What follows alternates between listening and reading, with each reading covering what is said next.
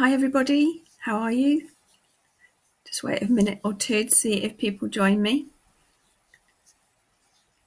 So my name's Vicky, I'm the founder of Earth Changers, and I am popping on every now and then around this time, 4 o'clock-ish, a bit late today, while I have a cup of tea to do a video while we're in this corona lockdown situation and time.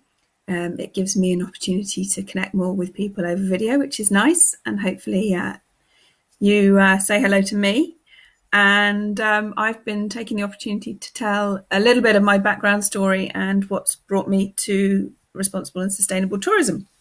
So last time I was on, which was Tuesday, I was saying how I'd worked in mass market travel. I'd been out managing destinations initially and then back in the UK in head offices. And I got involved with internet tech and web marketing through that in the late 90s and early 2000s. And then an experience with a particular organisation led me to yearn to go back to spend more time in Africa, which I did in 2006. And I initially volunteered, and I also travelled around Botswana, Namibia, South Africa, and Zambia. And so I wanted to talk today a little bit more about that volunteering and how that led me to better understand responsible and sustainable tourism.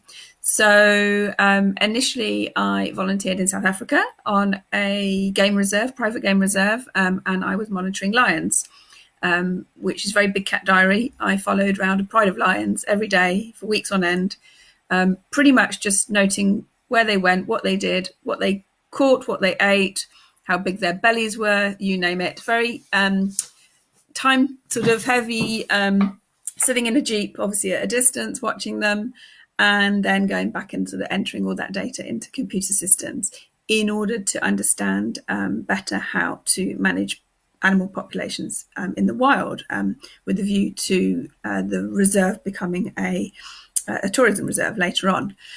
So that was my first experience of volunteering. And later on, I was more involved in community development type volunteering, which obviously has more human contact rather than necessarily animal welfare issues.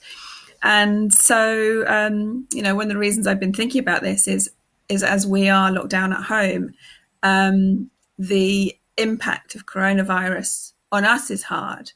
We don't have our normal freedoms. We don't necessarily have our normal foods.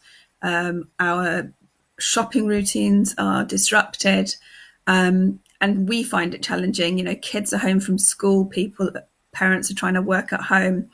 And my heart goes out to, a lot of the less developed countries, communities that I've volunteered in and travelled in, because they haven't got anything like the facilities we do. So they don't have necessarily the access to the water or the access to the food or the access to the medical equipment and facilities. So it's we think this is a hard time for us. It's a really hard time for them, and they're going to be hit hard. And it's really important after this time that when we do travel, we do so and support communities like that who haven't got half the support that we have in our own sort of social networks and things.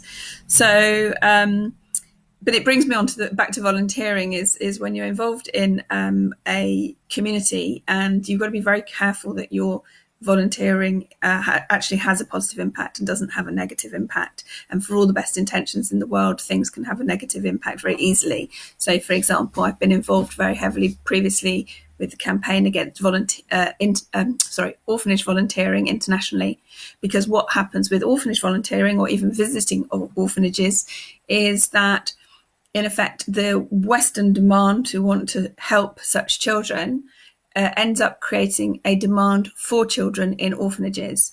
And in places like Ghana and Cambodia and Nepal, it's been proven that demand for children in orphanages actually means sort of middlemen in the destination countries will literally buy or rent children from families, promising them that their kids will be looked after and well fed and clothed and go to school, etc. And then the kids are transported to be put in an intentionally dilapidated building, orphanage, to lure basically Western tourists and their money, which obviously the kids hardly ever see much of. So in effect, orphanage volunteering or orphanage visiting creates child trafficking.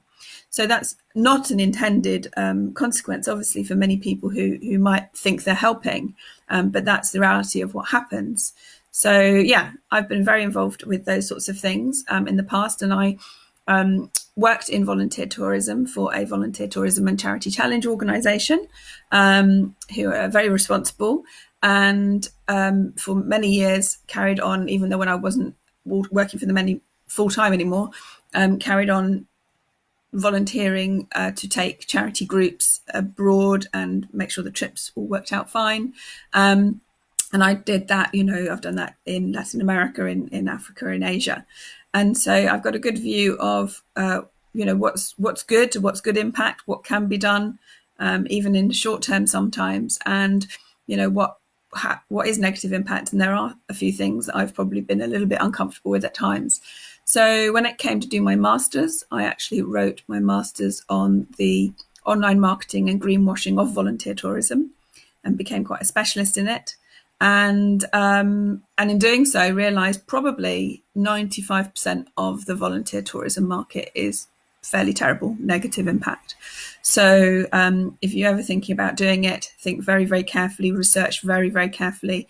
You've got to look for the evidence that it's positive impact, and it's got to be proven. And that's why on earthchangers.com, you won't find very much volunteer tourism, because there's an awful lot of it isn't very good.